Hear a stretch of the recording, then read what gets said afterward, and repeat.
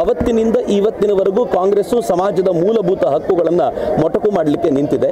ಅದರ ಹಿನ್ನೆಲೆಯಲ್ಲೇ ಸಿದ್ದರಾಮಯ್ಯನವರು ಕೂಡ ಜಿಲ್ಲೆಯಿಂದ ಜಿಲ್ಲೆಗೆ ಹೋಗೋದನ್ನು ತಡಿಬೇಕು ಅಂತ ಈಗ ಮತ್ತೊಂದು ಕಾನೂನನ್ನು ಅವರು ತರಬೇಕು ಅಂತ ಪ್ರಯತ್ನಿಸ್ತಾ ಇದ್ದಾರೆ. ಯಾರಾದರೂ ಕೋಮು ಸಂಘರ್ಷಕ್ಕೆ ಕಾರಣವಾಗಿರುವಂಥ ಭಾಷಣಗಳನ್ನು ಮಾಡಿದ್ರೆ 3 ವರ್ಷ ಜೈಲಿಗೆ ಹಾಕಬೇಕು ಅನ್ನುವಂಥ ಹೊಸ ಕಾನೂನು ತರಲಿಕ್ಕೆ ಹೊರಟಿದ್ದಾರೆ. ಇದು ನಿಸ್ಸಂಶಯವಾಗಿ ಜವಾಹರ್ಲಾಲ್ ನೆಹರು ಮೊದಲನೇ ತಿದ್ದುಪಡಿಯಲ್ಲಿ ಎಂಥ ಕಾನೂನು ತಂದಿದ್ರು ಅದೇ ಥರದ ಒಂದು ಪ್ರಯತ್ನವನ್ನು ಅವ್ರು ಮಾಡಲಿಕ್ಕೆ ಹೊರಟಿದ್ದಾರೆ ಅನ್ನೋದ್ರಲ್ಲಿ ಯಾವ ಅನುಮಾನವೂ ಇಲ್ಲ.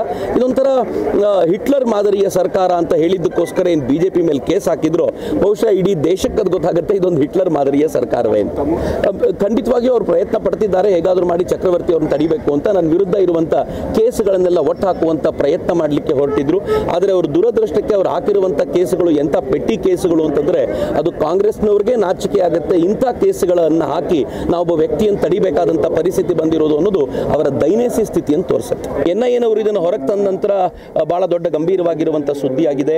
ಹಿಂದೂಗಳ ಹತ್ಯೆಗೆ ವಿದೇಶಿ ಫಂಡಿಂಗ್ ಆಗಿದೆ, ಲೋಕಲ್ನವರು ಕೂಡ ಅದಕ್ಕೆ ಫಂಡ್ ಮಾಡಿರುವಂಥ ಸುದ್ದಿ ಬಂದಿದೆ. ಇಲ್ಲಿಯವರೆಗೂ ಇದರಲ್ಲಿ ಏನೂ ಕಾನ್ಸ್ಪಿರಸಿ ಇಲ್ಲ, ಇದು ಒಬ್ಬ ರೌಡಿ ಶೀಟರ್ನ ಹತ್ಯೆ ಅಂತ ಕಾಂಗ್ರೆಸ್ ಹೇಳುವಂಥ ಪ್ರಯತ್ನ ಮಾಡ್ತಿತ್ತು. ಆದರೆ ಈಗ ಬರ್ತಾ ಇರುವಂಥ ಸುದ್ದಿಗಳು ಭಯಾನಕವಾಗಿವೆ.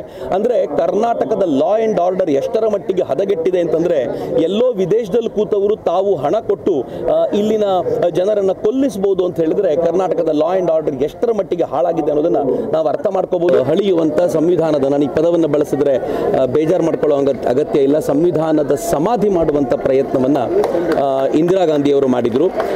ಇನ್ಫ್ಯಾಕ್ಟ್ 42ನೇ ತಿದ್ದುಪಡಿ ಏನು ಸಂವಿಧಾನಕ್ಕೆ ತರಲಾಯಿತು ಅದನ್ನು ಮಿನಿ ಸಂವಿಧಾನ ಅಂತಲೇ ಕರೆಯಲಾಗುತ್ತೆ.